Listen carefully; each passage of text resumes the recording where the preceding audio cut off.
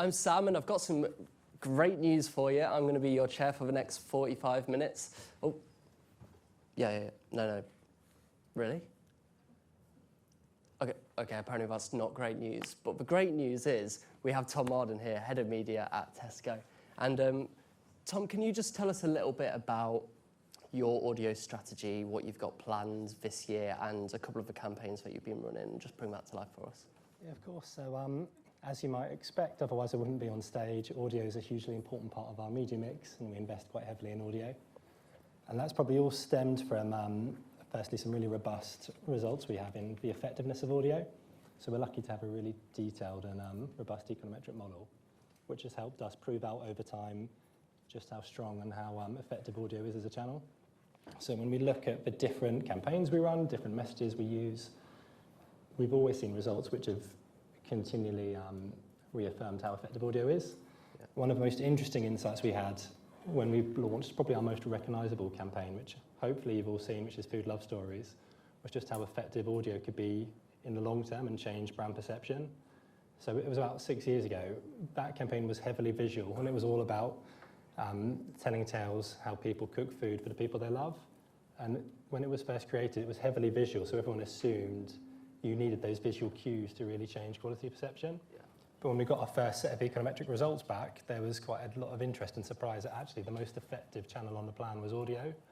And not only that, so it had the highest ROI, so for every pound we invested, it drove the most return. It also, with the channels, drove the most in the long term. So that caused some people to reappraise their perception of audio, because I think at times there'd been a view that it was only a channel for driving short-term actions. If you look at what we've then done over the last couple of years and how we've stepped that on, again in the food space, we've recently renewed our sponsorship of Heart Drive Time. So this is our third year. And if you look at the role that's played, it's actually done a kind of completely different role. So I think when you think of sponsorship, you often jump to it as a tool to drive awareness. And again, it's more of a probably linked to driving brand perception, but actually the flip has happened there. So that piece of activity has really helped us own a moment in time.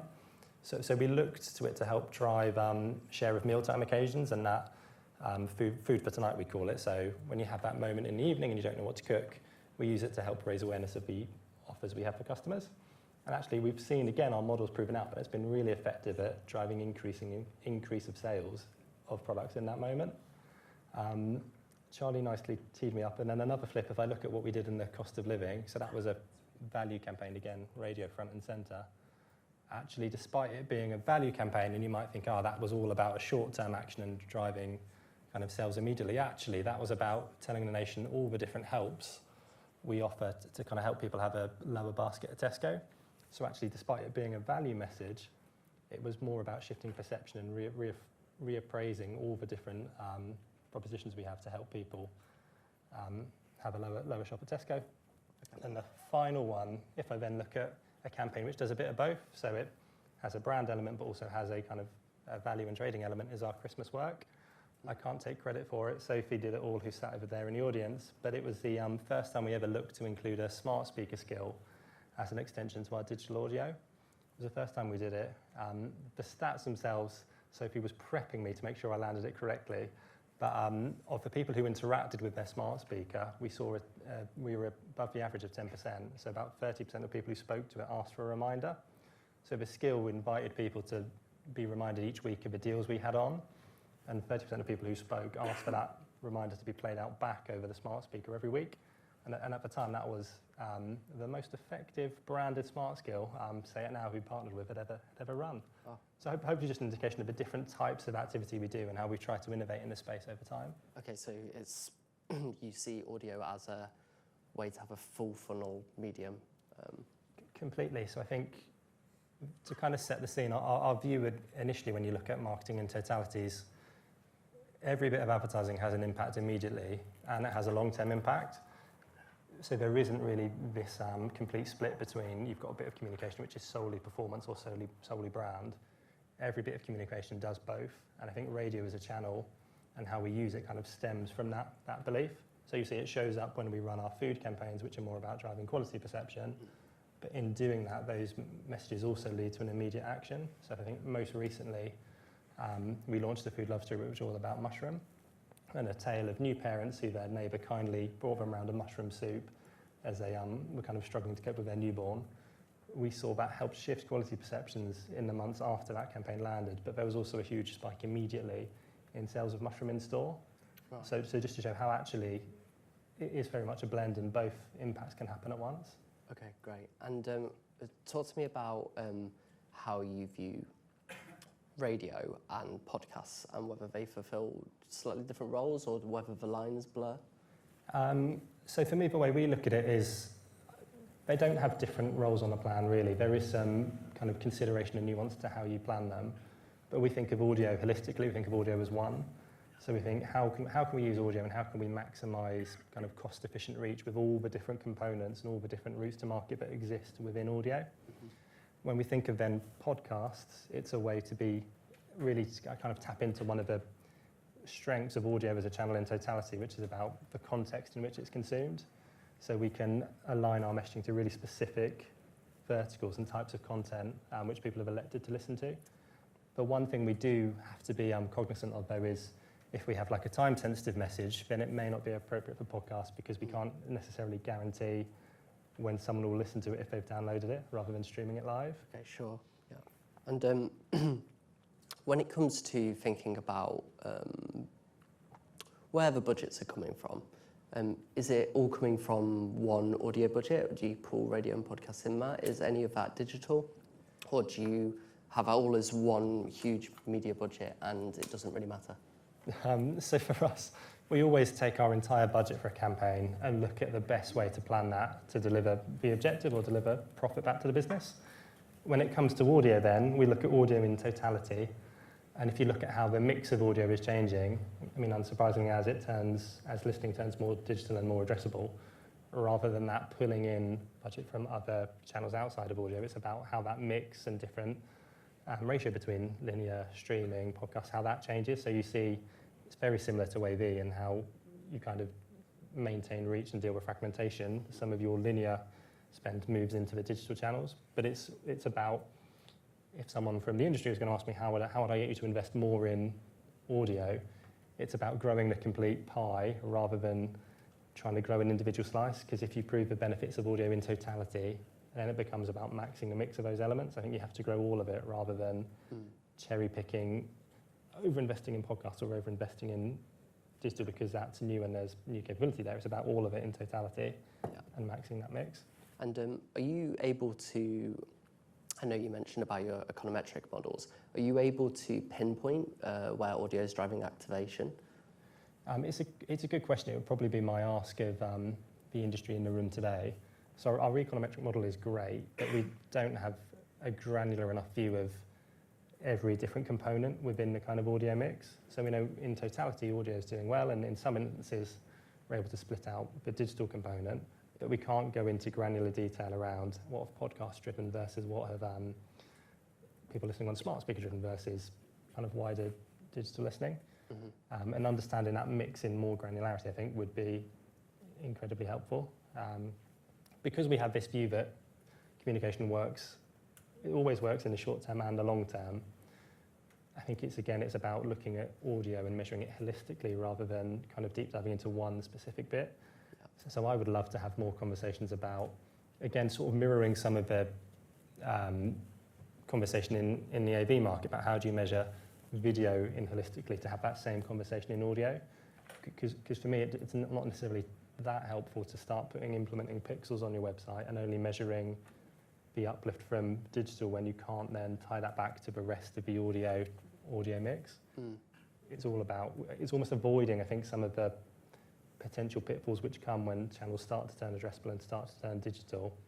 We jump too much into kind of using some of the, almost mirroring how channels like digital display and online video have been built and delivering all of those metrics, which really are often hygiene metrics.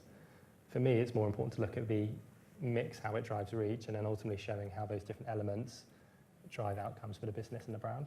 Great. So call to action for the industry there. And I'm going to come to you all for questions very soon. So have a think and do stick up your hand. One thing I've been particularly interested in is seeing Tesco's retail media launch. And I know that Tesco has its own radio station in store. Are you seeing that as an avenue for actually having brands come and advertise on your Tesco radio? Definitely. So if you didn't tell already, we love radio. We love it so much. We've obviously installed our own radio station in our stores. It's been live now for about a year. I have to say we're really pleased with how it's gone. We've learned a lot along the way. But we've seen far more uptake than I think we expected from our kind of CPG partners, which has been brilliant. Yeah. Some of the bits we've had to learn as we've gone on. So I kind of spoke earlier that one of the magic ingredients about radio is the kind of link to the context in which it's consumed. That creates like an interesting set of circumstances in store where we're trying to find the right frequency. Because you have to, like the average shop in store lasts for about 40 minutes. So in that moment, we want to try and deliver the right level of frequency for a shopper, but then have to be cognizant of our colleagues in store and how we balance what they're listening to in their working environment as well. Okay, yeah. What I would say though is we've seen some really encouraging results about how it works with other channels in store. So I think there was a view, how would it work alongside some of our more established kind of point of sale channels, but actually it's really amplified how those work, and it's a lovely multiplier to add on top of those elements when you advertise in store. Yeah, okay. Has anybody got any audience questions at this point? I've got a couple more lined up. Oh, we've got one over here. Morning, it's Anna Sampson from Anna Sampson Consulting. I was involved in the write-up of your work for the IPA Effectiveness Awards. And I know that quite a lot of the strategy was around purpose as well. And it was interesting to see how kind of low on the list sustainability was in the room. So I wondered if you could speak a little bit about how that played into your recent campaigns. It's a really good question. I think we've been lucky in a sense that, so Essence Mediacom are our agency, and they've really led the way in developing some of the carbon calculators that have been adopted by the industry to help measure the emissions generated by advertising. So when we look across that mix, what we're currently trying to do when we think of how advertising generates emissions is just be aware and educate ourselves. So when we're making investments decisions, we're being cognizant of what impact that has on the environment. I think what will really step change out for us is when we get the next iteration of the carbon calculator tools, and we can understand how different vendors have different levels of emissions. Because once we get to that place, and it allows us to have slightly more robust conversations with the industry to really step on and say, well, we've got, when we look at how we kind of balance all those different levers, whether that's the reach we can deliver, the kind of ROI that channel generates, and then emissions, it allows us to have a more robust conversation. So I think to answer your question, it's something we're trying to be cognizant of the moment as we make decisions. And then when we look more broadly at the different messages we put out, it's something we're then considering how we're catering to all the different elements of our communication model. And when we're talking about the ways we benefit the community or the ways we benefit the environment, we're making sure those messages are prominent and land well with our customers. Thanks, Anna. I think we've got time for one more question. Brilliant. Francesca Della Penna from Dr. Podcast. What's your view on starting a campaign for Tesco with podcasts, branded podcasts? Is that something you think might help the brand?